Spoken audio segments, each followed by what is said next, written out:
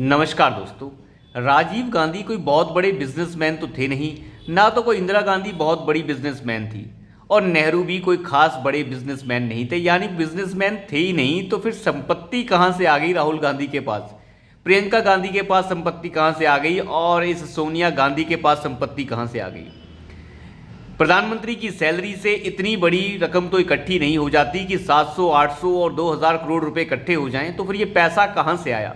खैर, ये सारा पैसा तो इनकी आंतों से निकालकर प्रधानमंत्री मोदी ने सरकारी खजाने में बंद कर दिया है। लेकिन अब जो है नंबर राहुल गांधी और सोनिया गांधी के सिवाय एक और आदमी का आ चुका है, वो है रॉबर्ट वाड्रा। और साथ ही साथ कांग्रेस पार्टी की चहेती लीडर प्रियंका गांधी का नाम भी ईडी ने चार्जशीट में पहली बार शामिल कर दिया है।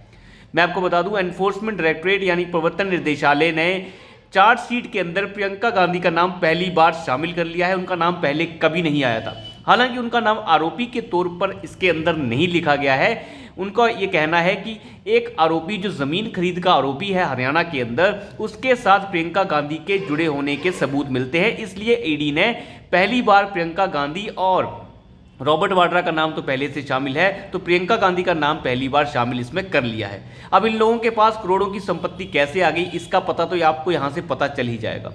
मैं आपको बताऊं, 2005 से लेकर 2010 के बीच में ऐसा नंगा नाच इस कांग्रेस पार्टी ने मचाया, और सभी के सभी कांग्रेस पार्टी के जितने भी सर्वोसर्रा हैं, चाहे वो प्रियंका गांधी हों, राहुल गांधी हों, चाहे वो सोनिया गांधी, उन सब ने बहुत सारी संपत्ति बनाई, जो हेराल्ड के रूप में आप देख सकते हैं, जिसकी सारी संपत्ति को प्रधानमंत्री मोदी ने जब्त करवा दिया है। वो सारी संपत्ति सरकारी खजाने में पहुंच चुकी है। इस सब का आपको पता है, राहुल गांधी की संपत्ति जब्त हो चुकी है। कहां से आई ये संपत्ति, ये बताने के लिए ये बिल्कुल भी तैयार नहीं है। हालांकि दोनों माँ बेटा जो हैं फिलहाल बेल पर बाहर चल रहे हैं। कब तक चलेंगे इसके बारे में जल्द ही पता चल जाएगा। लेकिन प्रियंका गांधी वाले मामले में बता दूं, प्रियंका गांधी और उसके पति ने 2005 से लेकर 2010 के बीच में हरियाणा के अंदर ऐसी संपत्तियां खरीदी जो कृषि योग्य भूमियां थी, और उनका तरीका बदलकर, नाम बदलकर, उनका सिस्टम बदलकर उन संपत्तियों को बाद में बेच डाला। ढेर सारी संपत्तियां खरीदी गई हरियाणा के बीच में, और ये हुड्डा परिवार जो हरियाणा का है, ये मदद करता रहा इस गांधी परिवार की। मैं आपको बताऊं, डिटेल रिपोर्ट में बताया गया है, ईडी की चार्जशीट के मुताबिक संजय भंडारी के एक कथित सहयोगी सीसी थम्पी ने दिल्ली एनसीआर के real estate agent HL Pahwa के माध्यम से 2005 से लेकर 2008 तक हरियाणा के फरीदाबाद जिले के गांव अमीरपुर में 486 एकड़ जमीन खरीदी, और रॉबर्ट वाड्रा ने 2005 से लेकर 2006 तक एचएल पहवा से अमीरपुर में 334 कनाल यानी लगभग 40 एकड़ जमीन के 3 टुकड़े भी खरीदे, और दिसंबर 2010 में उसी जमीन को एचएल पहवा को दोबारा से इन्होंने बेच दिया। यानी कृषि भूमियों को खरीदा गया, उन्हें कन्वर्ट किया गया और कमर्शियल बनाकर फिर से बेच दिया गया।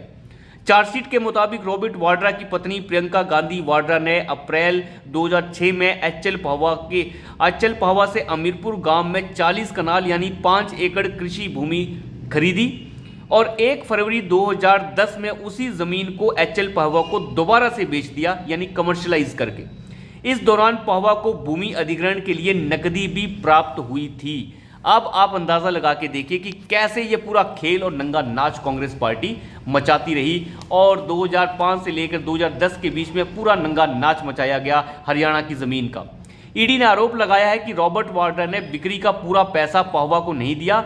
इस संबंध में जांच एजेंसी भी अभी भी जारी है। बता दें कि 2019 में प्रियंका गांधी और रॉबर्ट वाड्रा से जुड़े इस भूमि सौदे की खबर जो है डिफरेंट, आप कह सकते हैं, बहुत सारे चैनलों में दिखाई भी गई थी। आज तक से लेकर हर चैनल में इसके बारे में बात की गई थी। मैं आपको बताऊं, ये पूरा का पूरा मामला जो है कृषि योग्य भूमि को खरीदने और उसे दोबारा से बेच देने का है।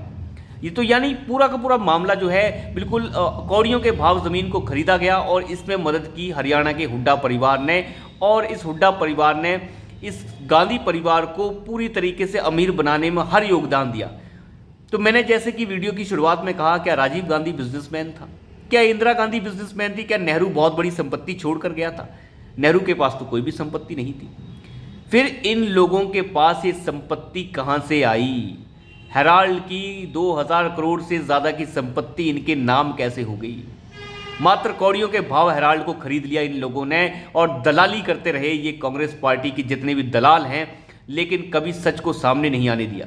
लेकिन अब सच सामने आ रहा है, हेराल्ड का पैसा सरकारी खजाने में जमा हो रहा है और प्रियंका गांधी की ये प्रॉपर्टियां भी जब्त होंगी। अभी तो हिमाचल के अंदर जो प्रियंका गांधी की प्रॉपर्टी बनी हुई है, जिसे कांग्रेस की सरकारों ने गिफ्ट कर दिया इस प्रियंका गांधी को, उसका हिसाब देना आवश्यक है, उसका हिसाब भी होना अभी तय है। तो अभी के लिए इतना ही, धन्यवाद।